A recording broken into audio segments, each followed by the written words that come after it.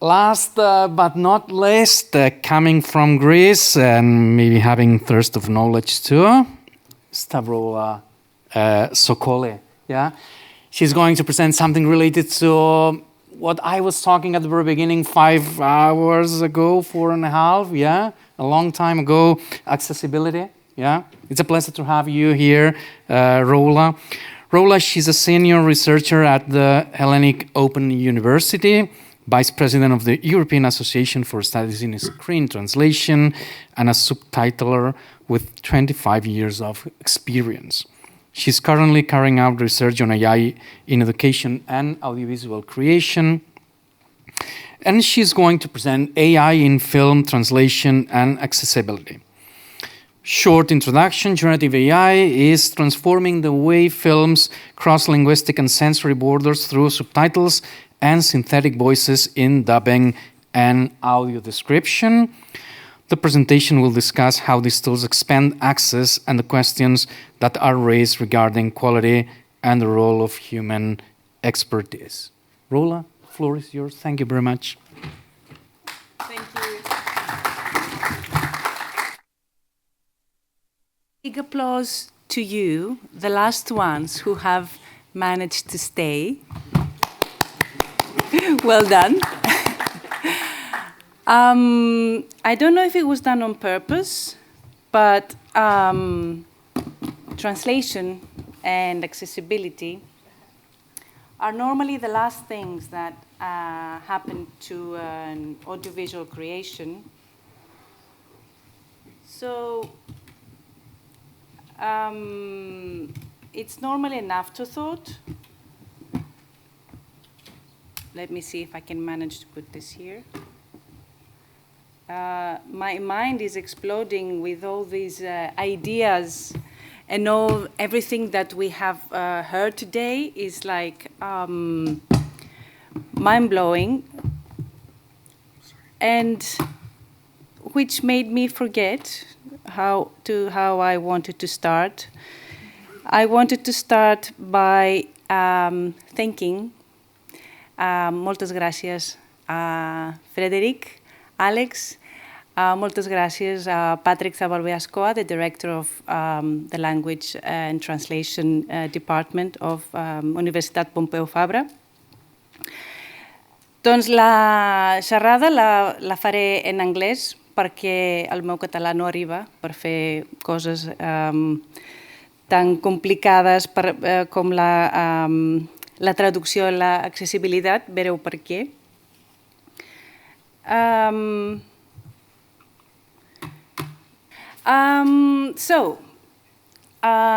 start with the ugliest representation of a film you have ever seen.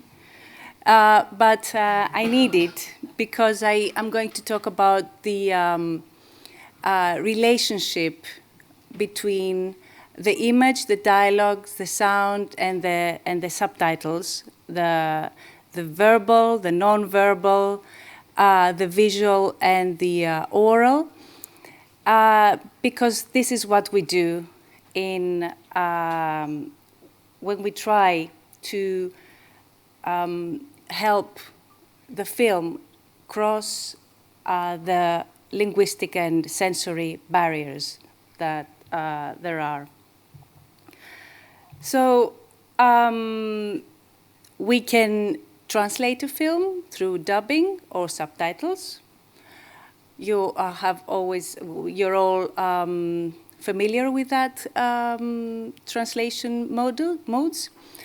And we can also give accessibility options like audio description or captions for the hard of hearing. Are there any translators in the room? Yes, just one. Hi, Gogan. So if we start by the fact that when we do dubbing or voiceover, we replace the voice, we see the main differences that in dubbing, especially the dubbing done in Spain, in Germany, in Italy. This is high quality dubbing with lip synchronization. We do everything we can to maintain the suspension of disbelief that we need when we watch a film.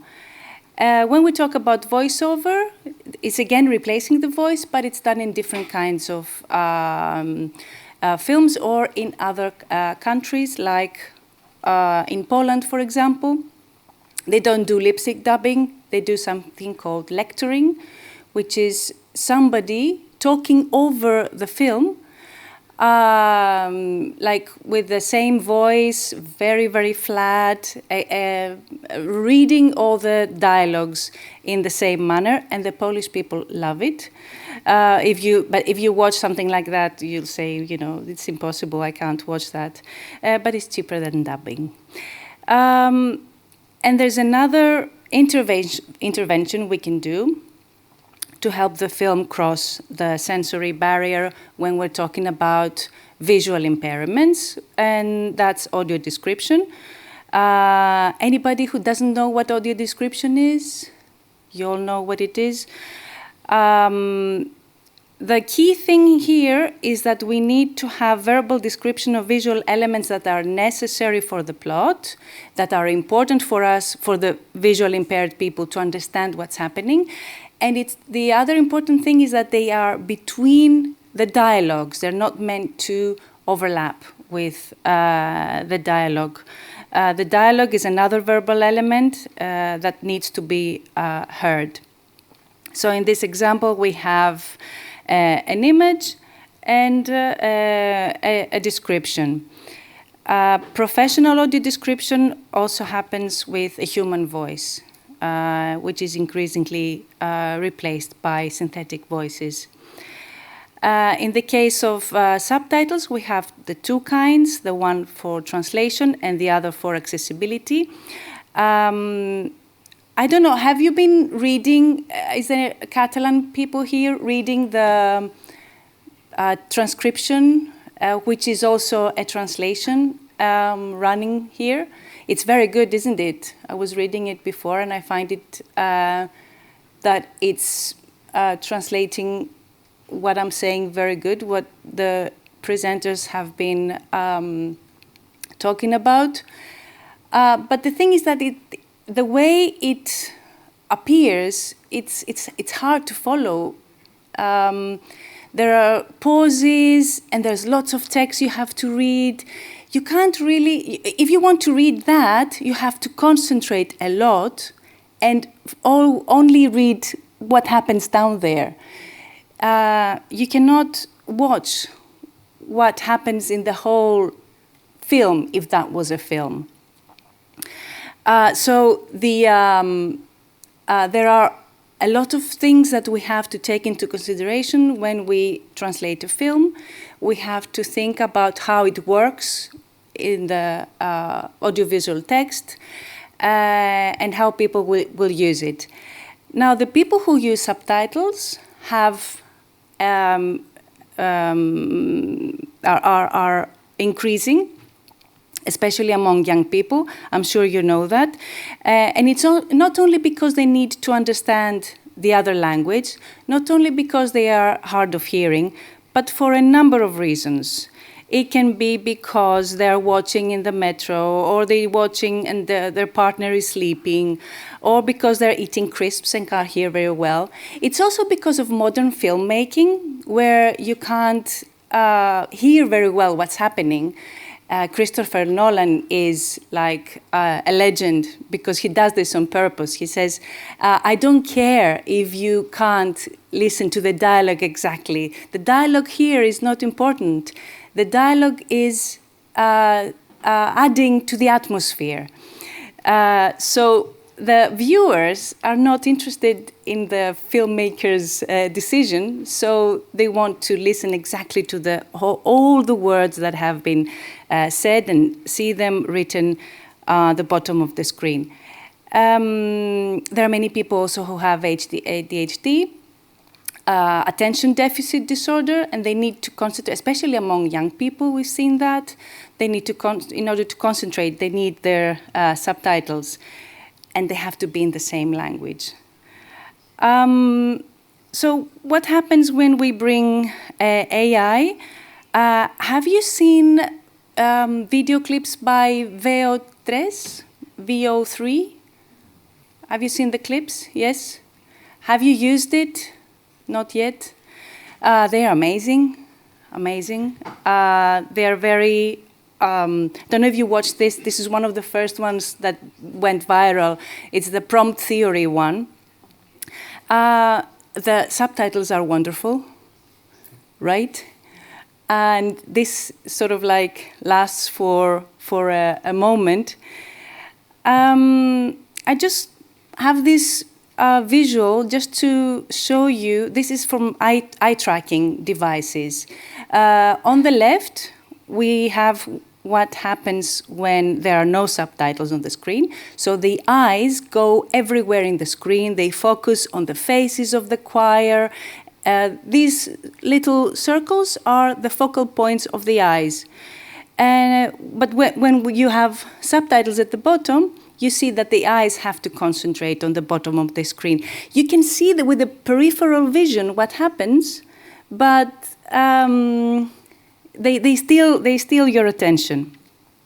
Whenever I say attention, I think of attention is all you need. So for a seamless experience, unlike this presentation, you need readability. The subtitles need to be short, succinct, readable, legible, and it's amazing that subtitles have been the same for 100 years, since they were in the beginning in the 1920s with the first films, with the first talkies. There was a lot of experimentation with dialogues that were flying around. There was that, but then slowly there was one set way of creating subtitles, and it has been the same for 100 years. I'd like to think it's because the most convenient, the best for the viewers, but it may be just because we're used to it. So subtitles are timed text. There's a time of they begin, the time they end, and the text. That's basically. And we subtitlers use professional subtitling platforms to create them. So we always have the video, we are able to see the text, and we can translate in the second column. You know, we fill in those blanks with the translation. So where does AI come into the human workflow? On the top, you see the only human workflow of creation of subtitles, and on the bottom, you see the AI workflow. And I'd like to point out the first stage of what a subtitler does when they translate, viewing of the film. In the AI workflow, there's no human viewing. And that's where we were discussing with Frederic about this viewing as an activity, as a conscious activity, that it might be the only human involved in the viewing process. Imagine if it's a film, if it's a creation that is not watched by anybody because nobody wanted to pay for it, or it's a complete flop, or anything, then the only person who has viewed it might be the translator, which is mind-blowing, I think. So after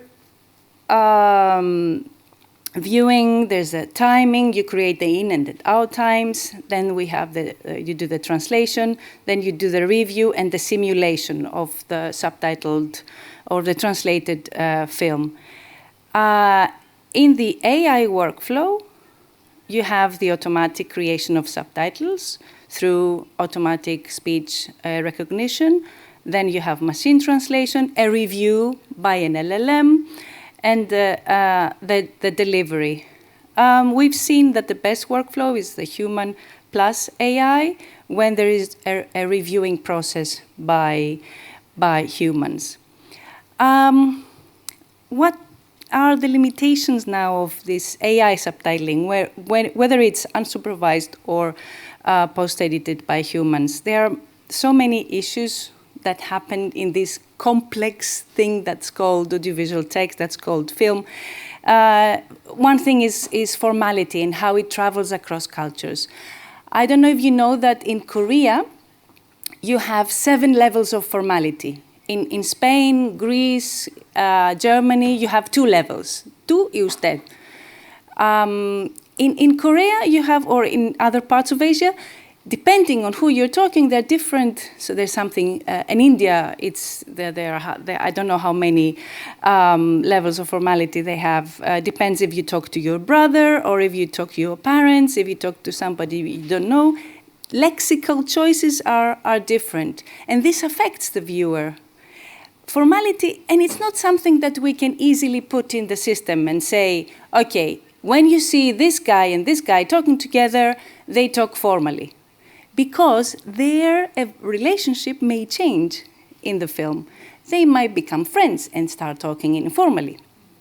So it's not something that you can easily put. And if you need to prompt, then it will be so much work, right, to do that for every scene or for every subtitle even.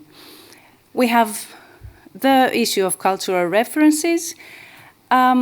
This is a hard issue for humans. This is a personal example from my work where I had to really think about how to translate in Greek this dish. To call it patacones, or to call it the equivalent in Greek of plantain chips. What does it mean for the viewer? If the Greek viewers, do they know about Colombia? How much of the flavor of the film, of the atmosphere, loses when I call them plantain chips? How important it is for the plot? How important it is for the character? All these questions are something that human translators bring. Also, something that can really slip is historical accuracy. I had a film, a series actually, situated in the 70s. And someone says, can I use your phone? And the automatic translation was the equivalent in Greek of "Puk servi al teu mobil," which is the most natural, the most flowing, the most wonderful translation, but it's completely wrong. And it can slip human translators' attention as well. As for dubbing, I'm extremely grateful to the presenter who talked about emotions in a previous presentation, because they talked about the facial expression, but not the voice, which is something that has revolutionized AI dubbing. This is a professional AI dubbing platform called Dubformer, where you can, if you have the 2 columns, you know, the original, the translation, and you can actually specify what kind of emotion you want this particular utterance to be. But let's move on to another important mode of accessibility, which is audio description. Here we have a different kind of workflow. First, you need to do the script, which is the representation of what's happening on screen, all the important visuals for the visually impaired to understand the plot. The next step is revoicing by synthetic voices. 11 labs have, I'm sure you have listened to this kind of voice. In the past, they do like leapfrogs of advancements, how these voices are completely human-like. and they're completely synthetic. So there was this, it just came out, this is one of my last slides, don't worry. It's very complex, but I really wanted to talk about this study. These guys who did the study have no idea about translation, about audio description, about culture, nothing. They are scientists, AI scientists who decided to take a case study. Let's try to do automatic audio description. And I loved it because when I was reading the study, I was looking at all the hurdles they had, you know, because they thought, okay, we'll put the film in, we'll put a prompt, audio describe this as if you're a professional audio describer, only talk about the important things, everything with a little bit what we talked here, and then you have the result. And slowly but steadily, they started to find that it didn't do audio descriptions as we're used to. Like, instead of Sarah storms out, slamming the door behind her, which would be a professional, a human audio description, you would have a woman exits through a wooden door. So you have the description, but you don't have any storytelling, which audio description is all about. Or you would have, instead of John enters nervously, glancing around the dimly lit study, you have a man walks into a room. Another problem they had was speaker identification. They used the image recognition, but they found that sometimes it's very dark.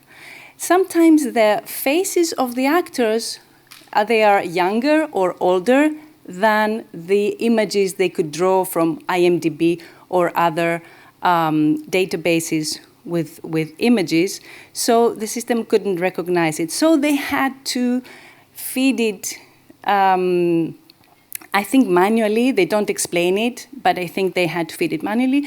Plus, they couldn't put the whole film, so they split it. They took some clips, and they took frames, 10 frames from each clip to put it in for the audio description. Then they found, if you were in the emotions presentation, you remember there's a little frame around each person when the system recognizes and identifies a person. These little green boxes that were following each person were covering important parts of the story, so they couldn't be used. So they had to change that as well. They had to put the name reference on top. So all of that and all that study to have audio descriptions like Snape confronts Harry in the Great Hall, which is like pity. Oh, it's wasting so much human energy, so much computational energy for something that a professional can do so easily and so quickly. My point is that another very recent study that is that was also in the news yesterday is about this article by Apple.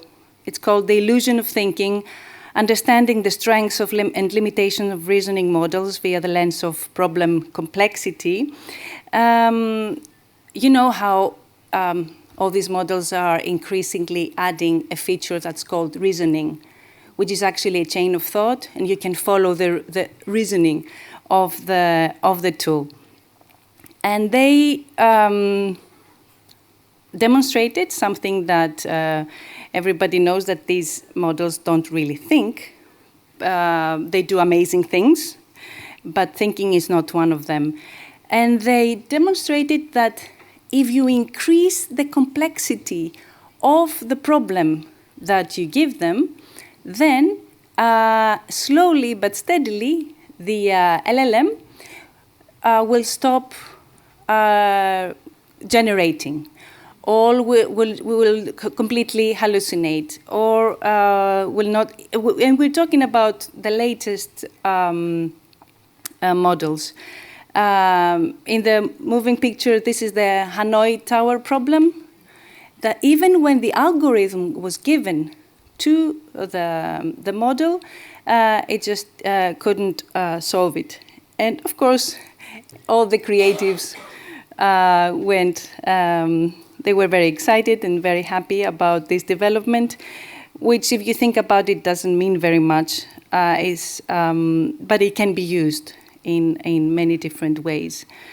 So what I wanted to tell you with this presentation is, with AI, you can do amazing things, especially with accessibility.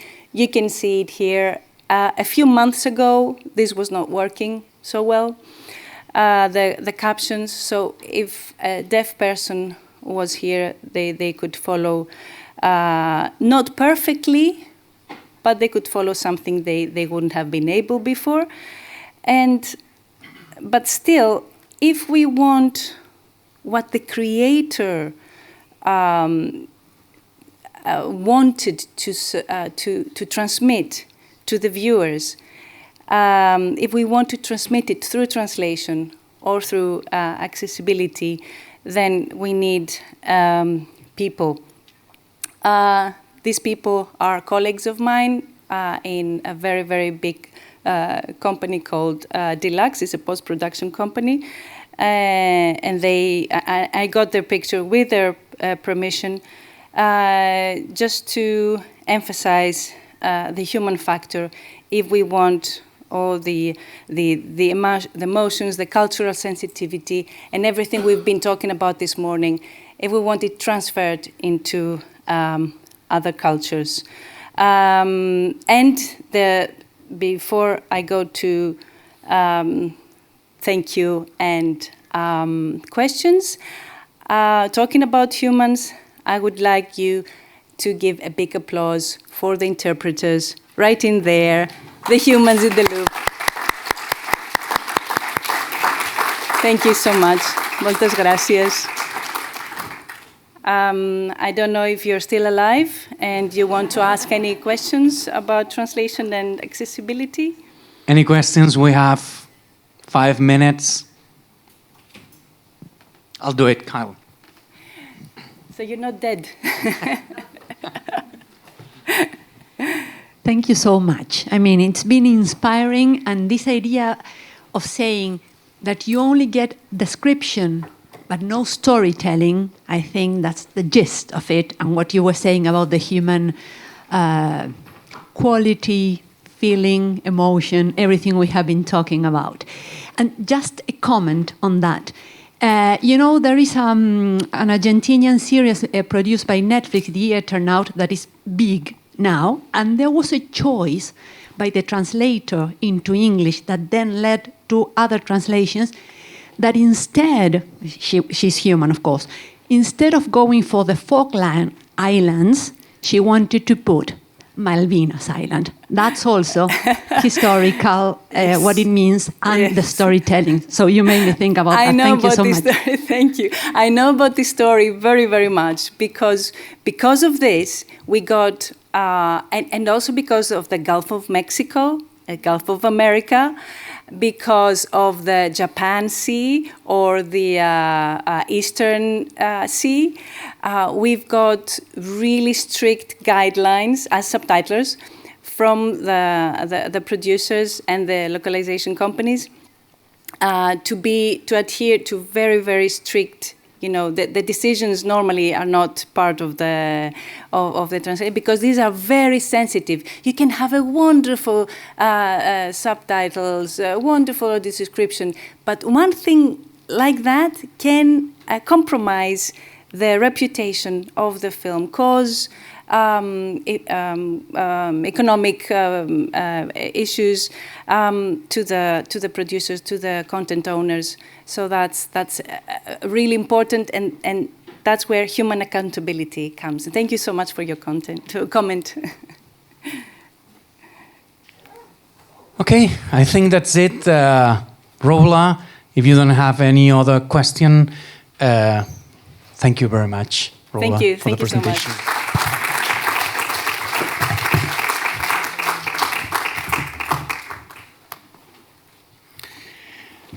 I'm watching a series too, Rock was living, which is called The Survivors.